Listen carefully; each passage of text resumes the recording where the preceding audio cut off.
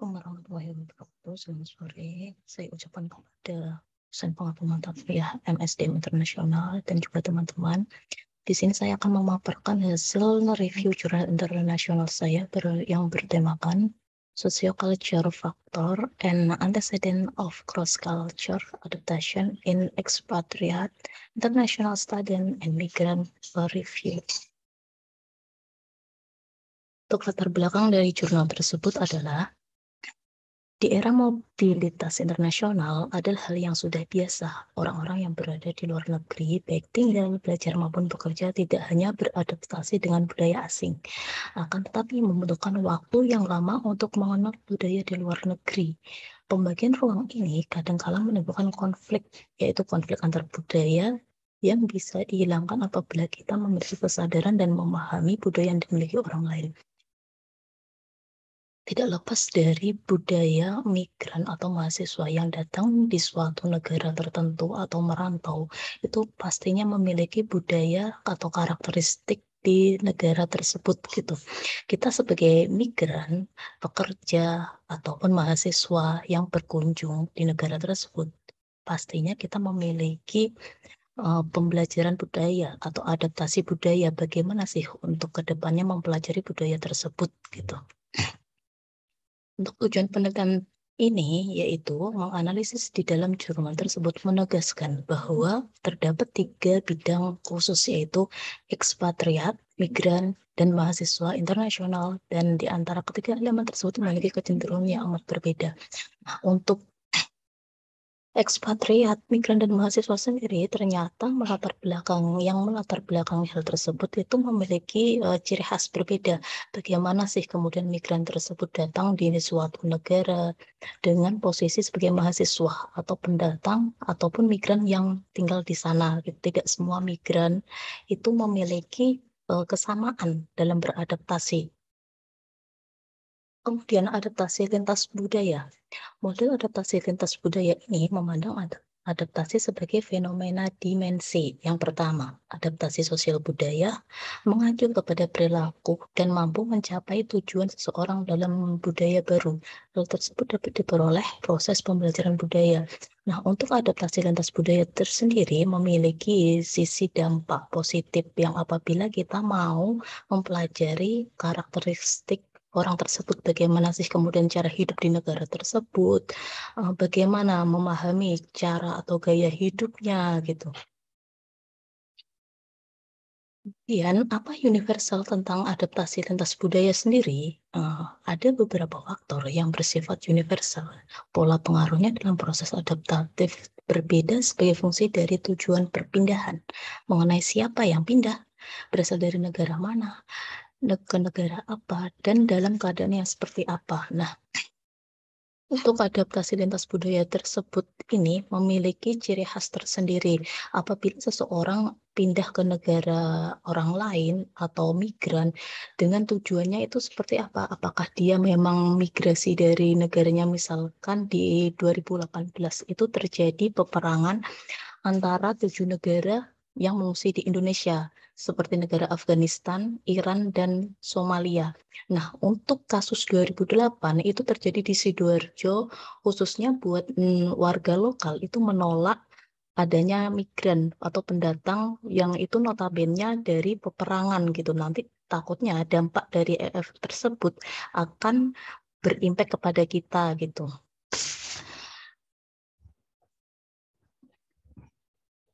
Dan ada faktor eksternal adaptasi lintas budaya.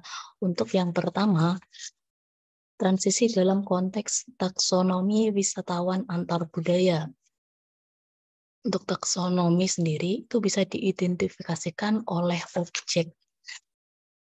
Biasanya perpindahan taksonomi itu dilatar belakangi oleh pertukaran karyawan. Misalkan di perusahaan tersebut memiliki MOU yang kemudian untuk mentransformasi kebutuhan atau budaya pengetahuan di negara lain, kita memiliki misi setiap bulannya atau tahun, bagaimana sih kita untuk mempelajari budaya kerja ataupun budaya organisasi di negara lain gitu. Tidak cuman oleh pekerja, tapi mahasiswa. Biasanya itu diadakan oleh universitas yang emang memiliki nama papan atas, bagaimana kemudian mahasiswa tersebut bisa mempelajari di sana secara mentransformasi informasi yang tersedia di negara lain. Kemudian yang kedua, kelemahan spesialisasi. Nah, untuk kelemahan spesialisasi sendiri meliputi lingkungan sosial atau ekspatriat. Sejauh mana sih keluarga beradaptasi dari pasangan di luar negeri? Emang banyak beberapa pendatang dari Indonesia yang migran ke luar negeri untuk mempelajari budaya dan bahkan hidup di sana dengan jangka waktu yang tidak ditentukan lama sampai dengan menikah di sana dan mempunyai anak. Kemudian dari situ terjadinya pertukaran budaya atau culture antara kedua pasang tersebut. Dan kemudian bagaimana sih cara mentransfer dengan perbedaan budaya menjadi satu visi dan misi gitu, saling menghargai. Kemudian ada kriteria inklusi dan pengkodian. Ukuran kesulitan sosial yang dialami dalam masyarakat tuan rumah dan dukungan aktual dikodekan sebagai adaptasi sosial budaya.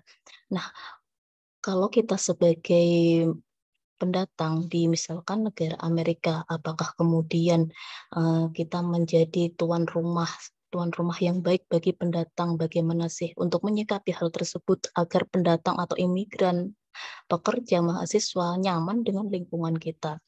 Tentunya tuan rumah memiliki peraturan sendiri ataupun memiliki penghargaan untuk para pendatang.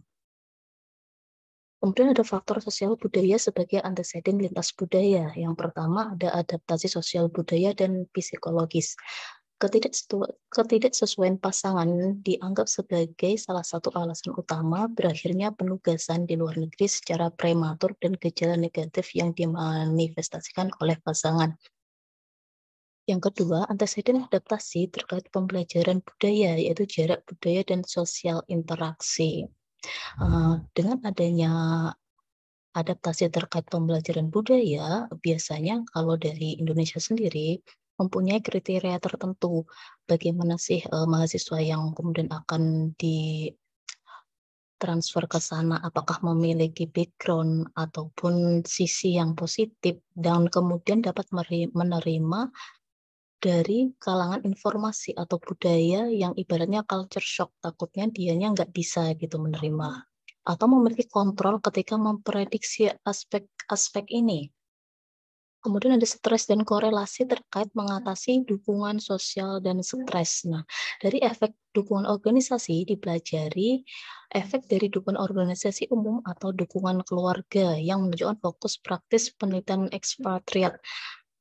Jadi untuk dukungan sosial sendiri ini emang berpengaruh sangat pesat atau besar bagi para pendatang imigran.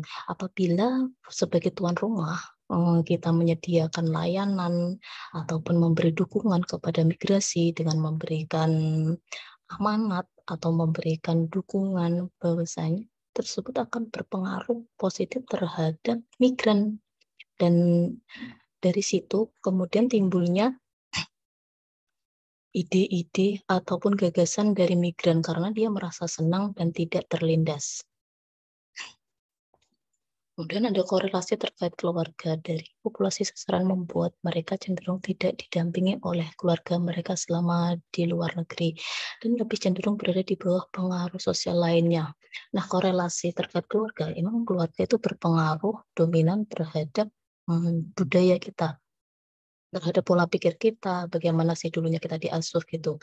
Tapi hal tersebut itu tidak memungkinkan karena selama kita sudah besar, misalkan mau kuliah atau cari kerja di suatu negara ataupun provinsi, keluarga hanya memberikan dukungan lewat kayak telepon. Nah, selebihnya itu dukungan dari lingkungan sosialnya sendiri.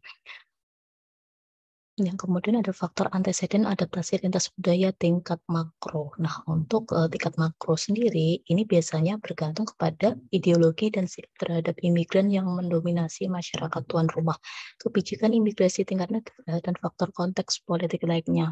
Untuk adaptasi tingkat makro, ini lebih cenderung kepada kebijakan pemerintah. Bagaimana sih kemudian pemerintah memiliki kebijakan di era saat ini. Kalau di Indonesia sendiri, Presiden Jokowi dan menteri emang memiliki gagasan yang apabila ada pendatang migran ke Indonesia dan memiliki peluang untuk bekerja di sini dengan skill yang tertentu. Tidak hanya itu, emang Indonesia mempunyai MOU untuk beberapa negara. Jadi kalau misalkan ada migran atau imigran yang emang dibutuhkan oleh Indonesia, misalkan untuk proyek tertentu, mau tidak mau kita harus menerima migran tersebut itu. Bahkan itu bisa disebut dengan dampak positifnya buat kita. Untuk metode penelitian, jurnal tersebut yaitu literatur tentang ekspatriat berorientasi pragmatis dan berpusat pada konteks kerja yang diterjemahkan ke dalam preferensi untuk variabel yang dapat dengan mudah dikaitkan dengan hasil kerja ekspatriat, adaptasi sosial budaya, anteseden terkait pekerjaan tersebut.